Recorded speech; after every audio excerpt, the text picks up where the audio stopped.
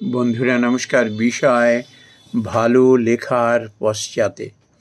বন্ধুরা, এক ভদ্রলোকের সঙ্গে আমার পরিচয় হয়েছিল একটা সময়। আমি তার কাছ থেকে শুনেছিলাম যে তার জীবনে কিভাবে সাফল্য এসেছিল। ভারী চমৎকার লিখতেন, ভারী চমৎকার। যদিও তিনি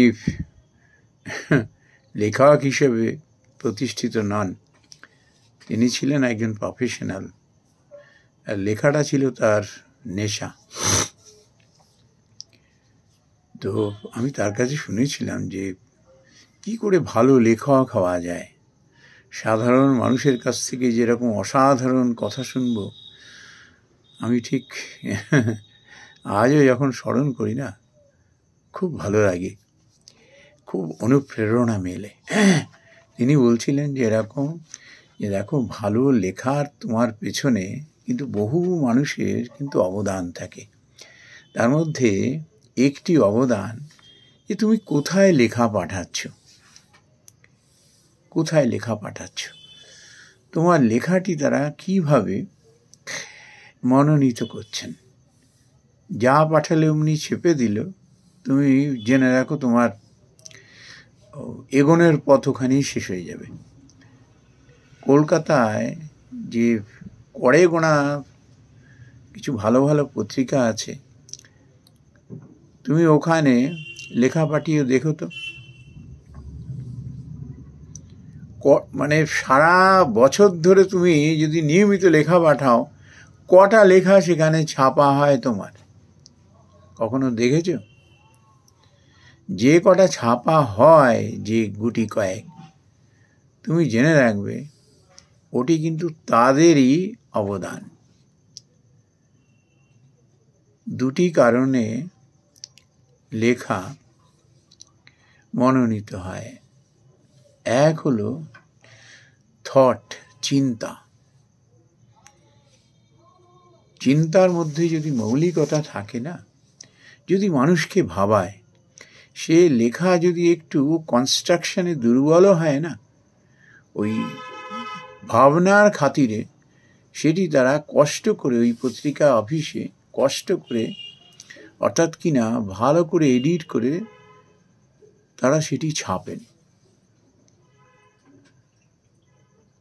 আর যখন তোমার ভালো চিন্তা ভাবনার মধ্যে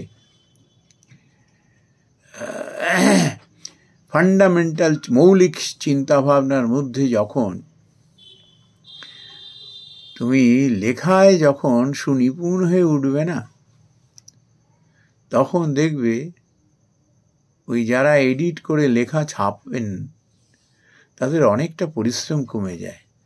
তখন দেখবে তুমি পাঠালে বেশিরভাগ লেখাই তোমার কিন্তু ছাপা হয়ে যাচ্ছে। তা আমি পরে মিলিয়ে দেখেছি যে কতখানি সত্যি কথা। এই যে যারা পত্রিকা অফিসে সেই চিঠিপত্র বিভাগও যদি ধরি, এখনো কলকাতায় যে নামি দামি যে পত্রিকাগুলো আছে, তাদের একটা দাড়ি কমায় কোথাও ভুল হয় না, কোথাও কোনো শব্দের রিপিটেশন থাকে না, একেবারে সুচিন্তিত।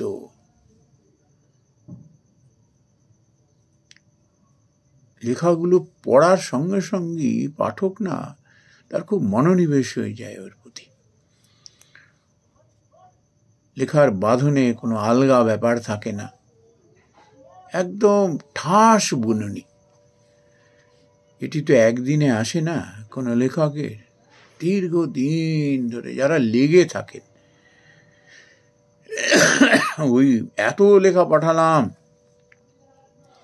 একটাও ছাপা হলো না, এত সুন্দর লিখলাম, নিজের বিচারে না ওটি সুন্দর হয়, কিন্তু যখন যে এক আধটা লেখা ছাপা হয়, ওটি যখন মিলিয়ে দেখা হয় না অরিজিনাল লেখার সঙ্গে, তখন বোঝা যায় যে কি সাংঘাতিক সেখানে এডিট করা হয়েছে।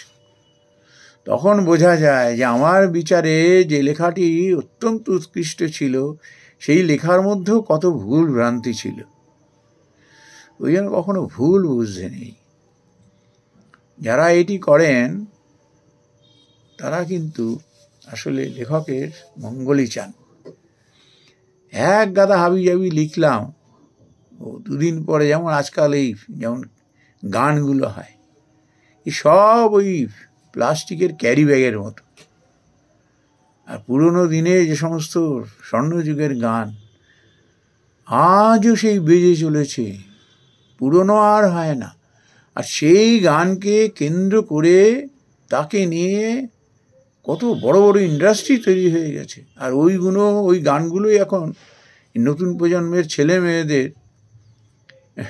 রুজি রোজগারের একটা রাস্তা হয়ে দাঁড়িয়েছে।